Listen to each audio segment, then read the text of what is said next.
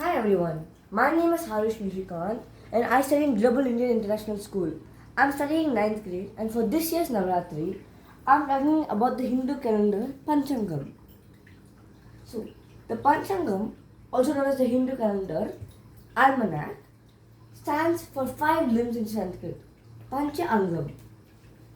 It helps predict dates, auspicious times and the moon's position relative to the sun and earth in future or in the past. So, the Panchangam is a very vast topic. So, I'll try to explain it as shortly as possible, but as clear so you guys can understand. So, the 5 parts of the Panchangam are Tithi, Vara, Nakshatra, Yoga and Karanam.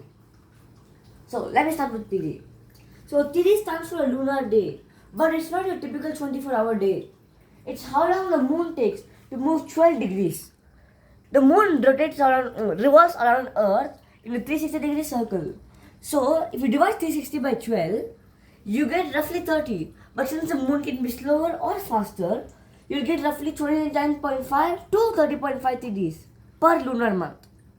So, lots of the Tithis are, each Tithi has a different name. But some of the main ones are Chaturthi, Ashtami, Navami, Dashami and Ekadashi. The 15th day is called Paurnami, also known as full moon. And the first day or last day, if you look at it, is called Amavasya, which means a new moon. The time period from Amavasya to Paurnami is called Shukla Paksham. And time period from full moon to new moon or Paurnami to Amavasya is called Krishna Paksham. Shukla Paksham means bright, also known as waxing in English. And Krishna Paksham means black, aka waning in English. So, how do you know what day we are in? So, we can use simple maths for this. If you take the sun's longitudinal position, you subtract it with the moon's longitudinal position, and you divide the result by 12, you get the exact number of days we are in. So, let's take an example. Assume the sun is 80, the moon is 20.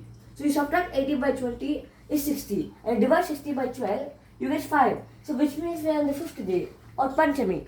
But, it can be the 5th day in the Shukla Paksham or Krishna Paksham.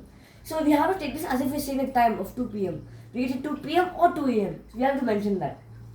So next, I'm going to talk about Nakshatra. Nakshatra, also known as star, is basically when the moon revolves around Earth at 360 degrees, there are 27 stars, with Rohini being the only one that appears twice. So that's actually a fun fairy tale that Rohini is moon's favorite wife, and the other wives, that parents gave a curse to the moon that he can only be seen once as full by humans, which is why there's only one full moon a month. So when we are born, the star the moon is passing through right now is called a birth star. So my birth star is Pusam, my mother's is Mrigashisham, and my dad and sister is also Pusam. Next, Yoga and Karanam. I'm not going to explain too much on Vara because it's just a weekday. So I'm going to skip to Yoga and Karanam. Karanam means a half Tithi. And it just used to make more precise calculations, more accurate calculations. And same with Yoga. It's just used to make more accurate calculations in the Panchangam, helping to calculate time and years into the future. In fact, I have Panchangam that says the time period for 2026 and I got it 2 years back. So now, I'm going to talk about astronomy, also known as Jyotishastra. A Jyotishastra is something called a proto-science. A proto-science is something when some scientists believe it, some scientists don't, and it's currently under investigation or it's being proven. It's basically a study of astrology.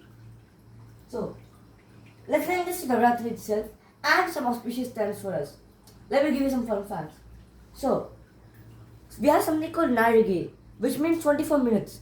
It's a smaller form of measurements. Like we say one Tithi is like roughly 24 hours or 1 day is 24 hours. It's similar to that, but one Narige is 24 minutes. So, a Narige, per day, 60 Nariges. But it does not start at 12 a.m. like a normal day. It starts from the sunrise of that day. So, when we say the sunrise today is 6:15, and then like we say 3 Nariges after sunrise, which means 6:15 plus 24 times 3 minutes, which is 72 minutes. So, next, auspicious time. We calculate auspicious time using Nariges as well. But as living in Singapore, most auspicious times are calculated in Indian Standard Time. So, Indian Standard Time, let's assume that the auspicious time is at 6 o'clock. We would generally assume it to be 8:30 since Singapore is 2.5 hours ahead at GMT plus 8. But That's actually falsely incorrect. So, Singapore's actual time is only GMT plus 7, but it was artificially inflated in 1982 to match the stock market of Hong Kong and Taiwan. So, you can say that the time difference between India and Singapore is only 1.5 hours. So, things even hundreds of years ago, they were able to predict the exact time in Singapore. So, if it's 6 o'clock, it won't be 8:30, but 7:30 the auspicious time here. Okay, so now let's link this to Navratri itself. Navratri is celebrated twice a year during the time period called equinox. These two times are called Vasanta Navratri, also known as Chaitra Navratri, and Sharat Navratri, the time period we are in right now, at September. The equinox is when the day and night are exactly equal at 12 hours each. This September's equinox, or actually this year's equinox, was at September 23rd, the day after Navratri started. So you generally see these times are called during Navratri or usually equinox, so that they symbolize the equality between all deities. So, one final fact. As I mentioned before, you know how when the moon is passing through a star, that's called a bird star. Similarly, when we are born, all the planets, asteroids, and solar systems around the universe, they exert a subtle gravitational force on us, which creates a certain genetic DNA code, which will not be matched at all ever again. So, one final thing before I end off. You know how I mentioned the Panchangam carrying into the future and everything? Our ancestors were able to do this years ago without any technology, AI, or any digital influence. This just shows they are much more advanced than us. Okay? And this shows we must respect our culture. And that's my favorite topic, Hinduism and science. Thank you. Happy Navratri.